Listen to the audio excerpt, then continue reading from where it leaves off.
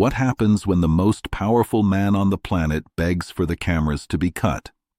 That is precisely what the world witnessed when Representative Jasmine Crockett, with unnerving calm, confronted President Trump using sealed documents that pointed toward a secret he fought to bury. The oversight hearing was never meant to be this explosive, certainly not at that hour.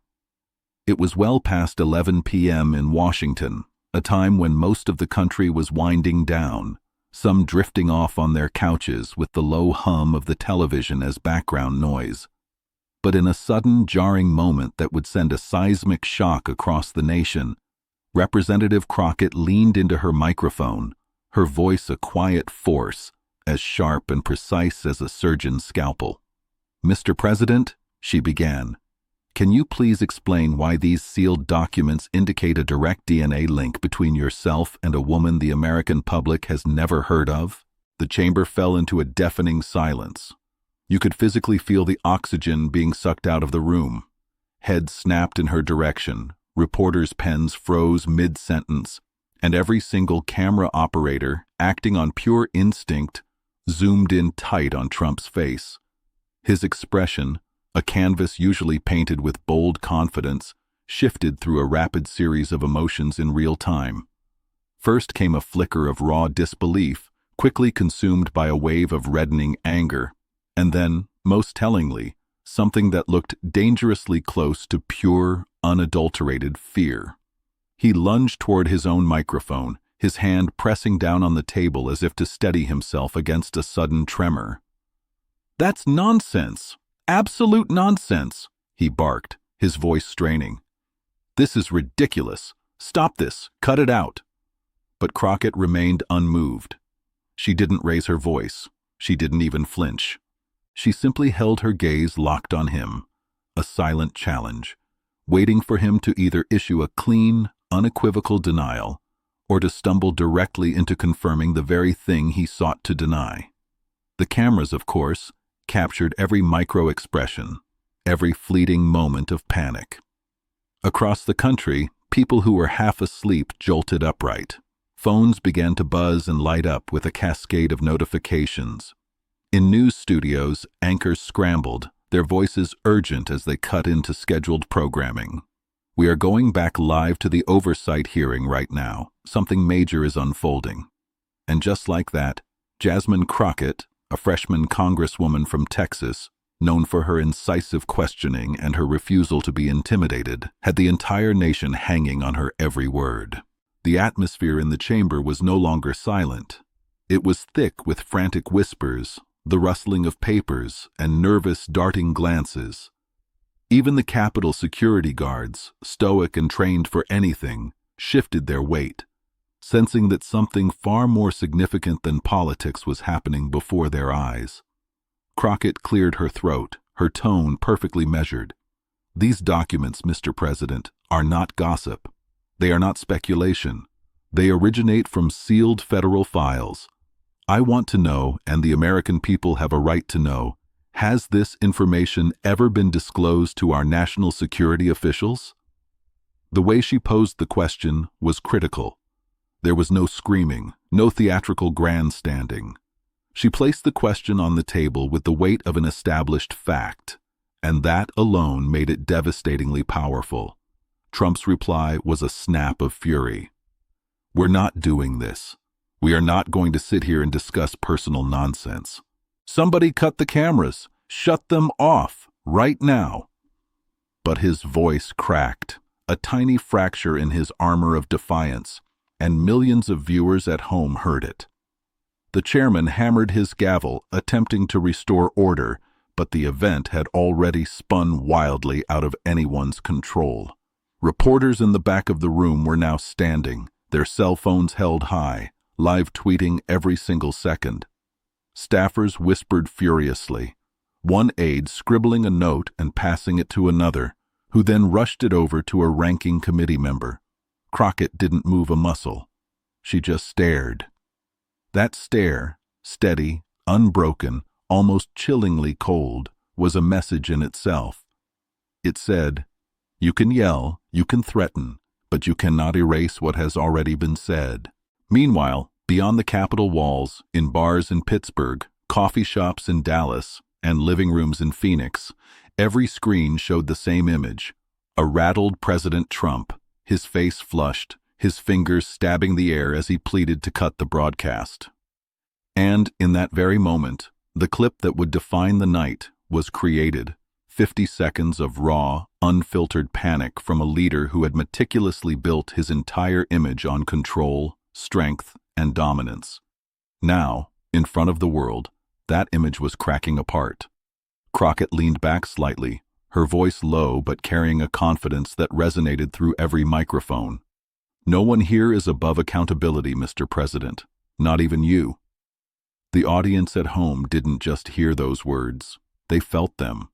A line that sharp doesn't just hang in the air, it embeds itself in the public consciousness.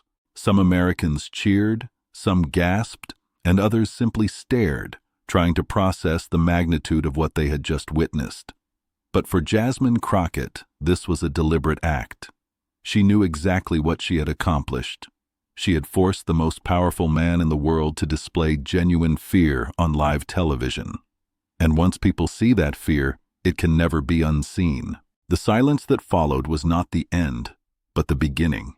The oversight chamber had witnessed countless heated exchanges, but this was profoundly different. The second Crockett's words settled, the air in the room grew heavy, as though every person present had simultaneously grasped that they were sitting in the middle of history being made. People weren't just listening, they were holding their breath.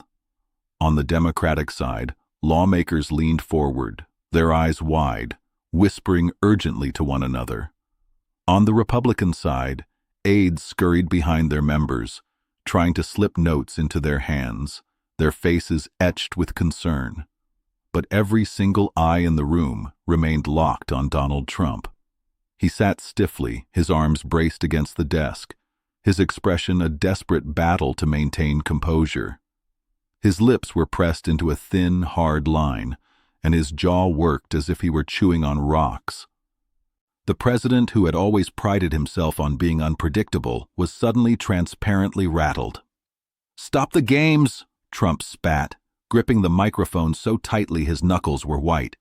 "This is beneath the dignity of this committee. I am the President of the United States, and I will not sit here while these lies are thrown at me."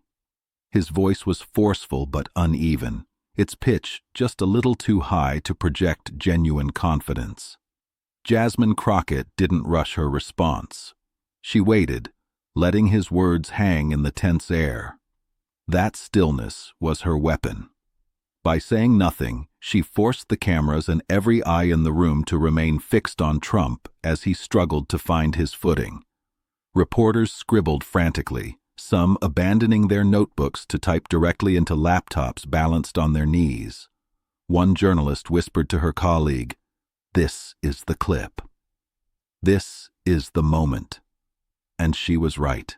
From the far left, Representative Wallace, a soft-spoken lawmaker from Oregon, called out, "Point of order, Mr. Chairman. The witness has not addressed the question. The question was about disclosure to national security officials. That is the only thing that matters." The chairman's gavel banged. "The president will answer." Trump waved his hands dismissively, like a man batting away a swarm of insects. "There is no question. There is no daughter. This is garbage."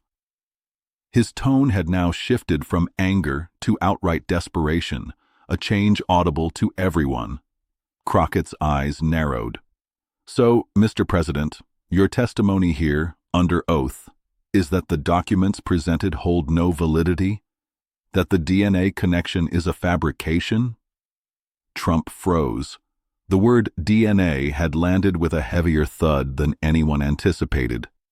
The cameras zoomed closer, capturing the flicker of hesitation that crossed his face, a pause that lasted less than a second, but stretched into an eternity on live television. The gallery erupted in murmurs. Members of the public who had secured coveted seats leaned toward each other, whispering furiously. One man pulled out his phone, knowing that any footage he captured might be valuable within minutes. At the back, a staffer for a cable network mouthed to her colleague, We have to roll this live." Crockett spoke again, her tone so calm it was cutting. "I'll remind you again, Mr. President, lying under oath carries its own set of consequences. If you want the cameras off, you'll have to explain to the American people why transparency seems to stop at your doorstep." Gasps echoed from the gallery. The Republicans on the panel shifted uncomfortably, some folding their arms tightly, others glaring at Crockett as if their stares alone could silence her. But Trump wasn't glaring at them. He was glaring at the cameras, looking like a man trying to stare them into submission, only to realize they were inanimate and immune. The chairman tried to intervene. "Representative Crockett, perhaps we should proceed with caution." But Crockett cut him off smoothly, her words precise. "Caution is exactly what I'm exercising, Mr. Chairman. We owe the public the truth, nothing less." She reached for a thick folder on her desk and tapped it once, sharply, with her fingernail. The sound carried through the microphone, a small noise that echoed across the vast room. It was no longer just a folder. It was a loaded weapon. The room tensed. Cameras zoomed in on it. Reporters whispered. And Trump blinked. For years, he had dominated every room with bravado and bluster. But in this moment, with Crockett's steady gaze and the entire nation watching, the power had palpably shifted. It was no longer his room to command. Jasmine Crockett didn't raise her voice. She didn't rush. She reached for the folder in front of her with the calm, deliberate motion of someone reaching for a glass of water. The sound of the metal clasp snapping open was amplified by the microphones, making the entire chamber lean in collectively. "I'd like to enter into the record," she began, her voice unwavering, "a set of sealed documents originating from federal archives. Documents which indicate a potential DNA match between the President of the United States and a young woman whose existence has never been disclosed to this body or to the American people." The words struck like a physical blow. Reporters fumbled with their keyboards. Members of Congress shifted in their chairs, suddenly sitting bolt upright. The gallery erupted with whispers until the chairman's gavel banged again, demanding order. Trump leaned forward, his face a deep shade of red. "That's classified material. That's sealed for a reason. You can't just wave papers around and pretend they mean something." Crockett looked directly at him, her expression unflinching. "Mr. President, sealed does not mean imaginary. These are not rumors. They are signed, authenticated, and verified through official channels. I ask you again, were national security officials ever informed of this possible connection?" Trump's hands twitched on the desk. "This is a smear, a disgusting, personal smear. I will not dignify it with an answer." She refused to let him off the hook. "With all due respect, sir, your refusal to answer is an answer. And it raises an even larger question. If this information was hidden, who was it hidden from? And why?" The nation was divided, forced to choose a side. If you stand with Crockett's push for transparency, type Crockett in the comments. If you believe the president is the victim of a political attack, type Trump. The chairman tried to interject again, but the momentum in the room had irrevocably shifted. This was no longer his hearing. It was Crockett's stage, and she commanded it. From behind her, a colleague leaned forward and whispered, "Are you sure about this?" She didn't turn her head. "Positive." Trump slammed his hand down on the table. "This is a witch hunt. That's all this is. Witch hunt after witch hunt. You people are sick." His words echoed, but instead of quelling the moment, they only fueled the fire. Crockett placed one of the documents flat on the table. She didn't read from it yet. She just let it sit there, a silent testament visible to the cameras. "This file," she said slowly, "details not just the existence of a DNA link, but the potential implications for security clearances, conflicts of interest, and undisclosed personal ties. That is why we are here, Mr. President. This isn't about gossip. It's about national security." A gasp rippled through the gallery. Even some Republican members seemed uneasy, shifting in their seats as if wondering just how far this would go. Trump shook his head violently. No, I will not stand for this. I want the cameras off. Do you hear me? Off. This is not for television. Shut them down. But of course, the cameras didn't shut down. They zoomed in closer as millions of Americans watched the President of the United States beg for secrecy while a Congresswoman calmly laid out the evidence before him. She turned her gaze back to him. Mr. President, transparency is not optional. Every American watching this deserves to know whether their leader has hidden ties that could compromise his judgment. For the first time, Trump hesitated. He opened his mouth, then stopped. His eyes darted to the folder. He swallowed hard. A reporter in the back whispered into a recorder, "He's cracking. This is it." Crockett then slid the top sheet of paper slightly forward so the camera could catch the official seals and dates printed across the page. She didn't need to say what was on it. The sight of official government markings was enough to make the image indelible. Screenshots of that paper would circulate online before the hearing even concluded. Trump's voice grew sharper, almost pleading now. "You don't know what you're doing. You're putting the country at risk. This is sabotage." But Crockett shook her head slowly. "The only risk, Mr. President, is allowing secrets to sit in the shadows while you ask the American people to trust you. Secrets like this don't stay hidden forever. The truth has a way of finding the light." For a few long seconds after Trump's outburst, the room vibrated with tension.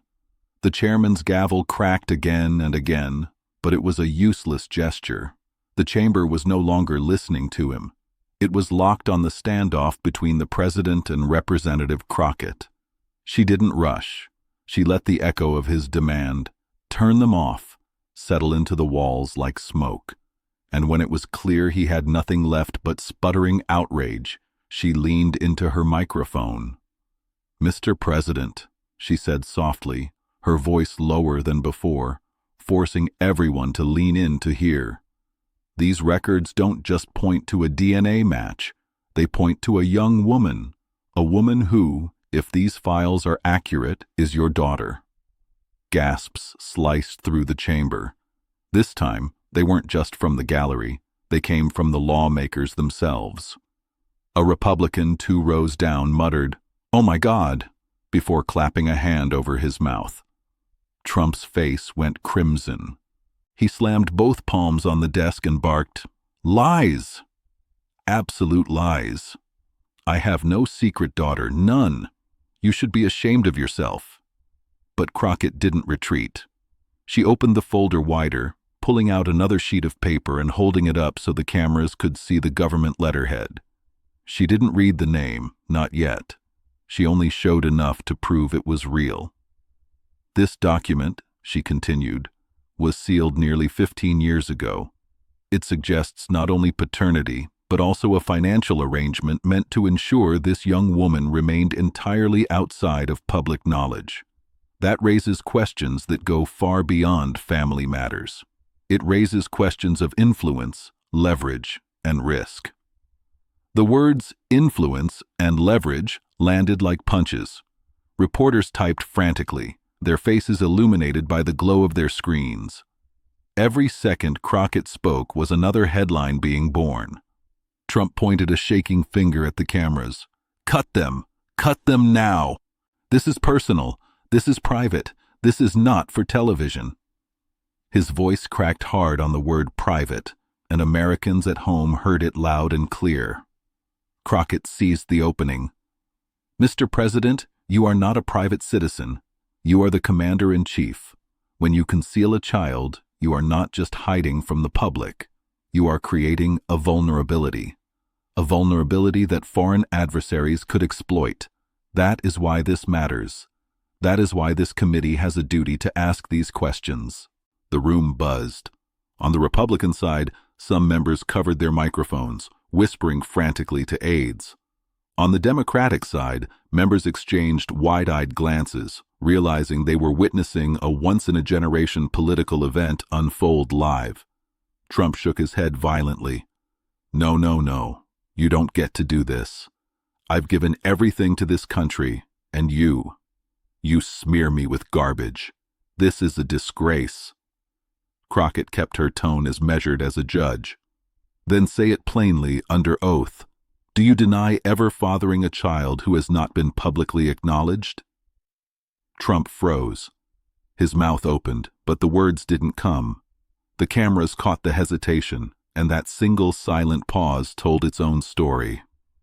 A reporter whispered, "That's it. That's the clip." Crockett leaned back slightly. She didn't need to press any harder. She knew the silence was doing the work for her. On social media, the reactions exploded in real time. Hashtags sprang to life. #secret daughter, #Crockett versus Trump, #cut the cameras. Millions of viewers clipped the feed and shared it within seconds. In a bar in Toledo, the bartender muted the jukebox and turned up the volume on the TV. "Listen to her," he said to a regular. "She's not even raising her voice. She's just holding him there." Back in the chamber, Trump finally barked out a denial. "No, there is no daughter. This is fake, completely fake." His words spilled out too fast, almost tripping over each other, like a man frantically trying to plug holes in a sinking ship. But Crockett didn't let him steer the moment. She turned to the chairman. "For the record, I am submitting these files as exhibits. The American people deserve transparency." The chairman, visibly shaken, nodded stiffly. "So ordered." Crockett folded her hands, her gaze fixed on Trump. "You can call it fake. You can scream into these cameras. But the truth, Mr. President, doesn't go away just because you say so." The silence that followed was thicker than any gavel bang could break. In that silence, millions of Americans were making up their minds about what they had just witnessed. But Crockett knew this was only the spark. The real fire was about to ignite. The hearing room was still thick with Trump's frantic pleas, but then, in a single masterful pivot, Jasmine Crockett shifted the weight of the entire moment away from him. She leaned forward, her microphone catching every syllable, her tone calm, controlled, and deliberate. "This is not about humiliating one man," she began. "This is about whether the highest office in our country can be trusted. The question is not just about a daughter. The question is about honesty, about whether secrecy has compromised the president's ability to lead without leverage or threat hanging over him." The words landed like stones in a still pond, with ripples spreading to every corner of the chamber. Reporters sat up straighter, their fingers flying across their keyboards. Even members who had been shouting just moments before grew quiet. Trump gripped his microphone again. "That's not true. None of it's true. This is a smear." Crockett turned to face him fully, not blinking. "If it were a smear, you would have denied it plainly from the start. Instead, you've begged to shut the cameras off. Instead, you've admitted, twice, that this is about family. Those are not the words of a man with nothing to hide." The gallery gasped. Even the chairman, who had spent most of the hearing just trying to maintain order, looked visibly shaken. Crockett didn't stop. She opened her folder once more, holding up another page without reading from it. "This is not gossip. This is an official record.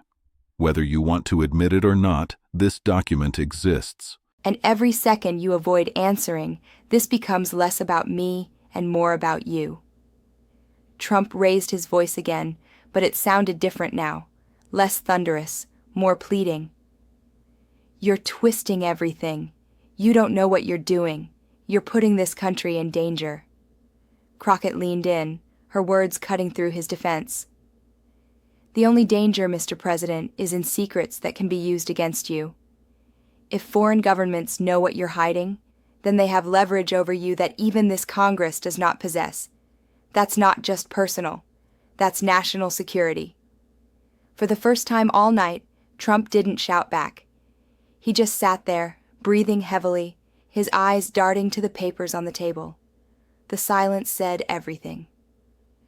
Crockett turned away from him then, addressing the entire chamber. This is bigger than Donald Trump. This is about every future president, about whether we allow personal secrets to put this country at risk. If we don't demand transparency now, then we send a message that it is acceptable for those in power to keep the truth hidden, no matter the cost. The line resonated. Reporters scrambled to type it verbatim. On screens across the nation, anchors paused to repeat her words. This is bigger than Donald Trump. In homes across the country, people nodded. A middle-aged man in Ohio whispered to his wife, "She's right. If he can hide something this big, what else can any of them hide?" Crockett wasn't grandstanding. Her voice never rose and her gestures were minimal. But the steadiness, the profound sense of conviction, was undeniable. She was no longer just interrogating a president.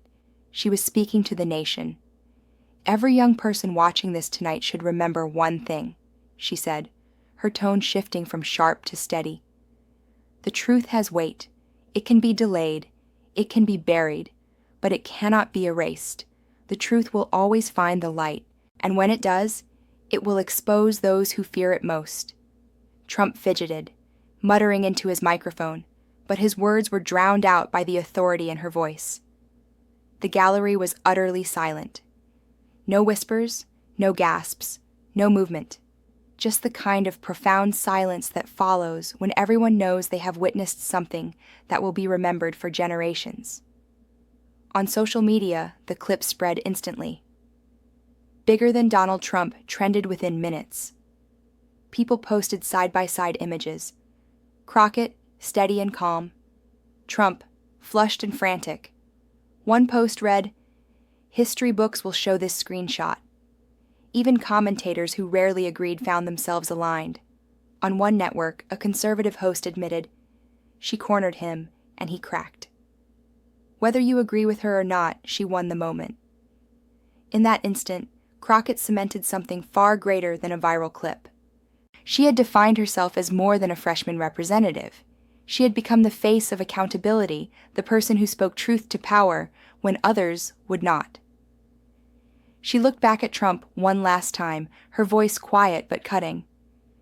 "This isn't about you anymore, Mr. President. This is about the truth. And the truth doesn't beg for cameras to be cut." The silence that followed wasn't just silence, it was recognition. Everyone in that chamber, and everyone watching at home, knew she had turned the tide. But the story doesn't end here. There are unexpected twists and shocking developments to come between these two opposing sides, so make sure you watch until the very end.